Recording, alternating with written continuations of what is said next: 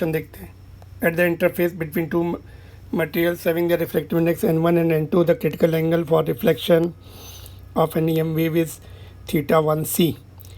The n2 material is replaced by another material having the refractive index n3 such that critical angle at the interface between n1 and n3 material is theta 2c if n3 is greater than n2, which is greater than n1, and n2 upon n3 is 2 by 5 and sin theta 2c minus sin theta 1c is equal to 1 by 2, then theta ic निकालना है. चलिए इसको देखते. Critical angle का case है.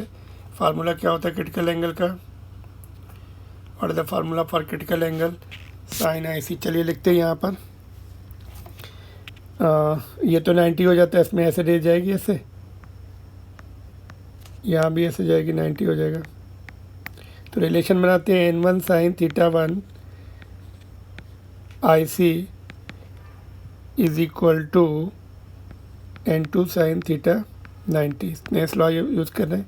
तो यहाँ से देखो sine theta IC is equal to n2 upon n1. Similarly sine theta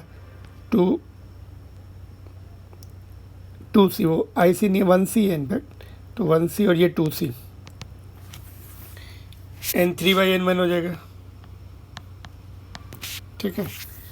तो यहाँ से अगर हम डिवाइड कर दें दोनों को, है ना, तो साइन नहीं, ठीक है, इसको ऐसे रहने देते हैं. अभी गिवन रिलेशन जो है इसमें पुट कर देते हैं ये वैल्यूज़. तो देखिए थीटा 2c की वैल्यू कितनी है? n3 upon n1. इस रिलेशन में हम पुट कर रहे हैं अभी n3 अपॉन n1, यहाँ से वैल्यू ये वाली, और थीटा 1c की वैल्यू कितनी पुट करें? n2 by n1 which is 1 by 2, है ना. तो यहाँ से देखते हैं हम क्या मिल रहा है हमें, n1. और यहाँ से देखिए अभी ये वाली रिलेशन, यहाँ से इधर आते हैं, तो n3 की वैल्यू हमें चाहिए क्या? इनफैक्ट n2 मिल जाए, ना. तो n3 की वैल्यू यहाँ से निकाल देते हैं. n3 की वैल्यू क्रॉस मल्टीप्लाई करके उस तरफ ले गए, 5 बाई 2 को नीचे इधर ले आएंगे, n2 ये यहाँ पे पुट कर देंगे, n3 5 by 2 n2 upon n1 minus n2 upon n1 is equal to 1 by 2. ठीक है. तो यहाँ से अभी हमें क्या मिल रहा है, इसको थोड़ा जगह बनाते हैं.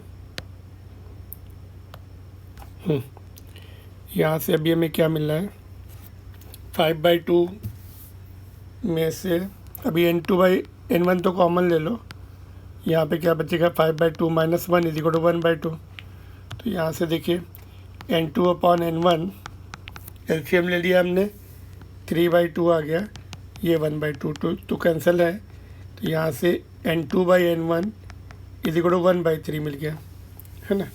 तो ये वैल्यू हम इसमें पुट कर देंगे. अभी यहाँ पे आते हैं, sine theta IC is equal to n2 upon n1. IC मतलब 1c है वो, n2 अपॉन n1 अपन ने कितना निकाला? 1 बाई 3.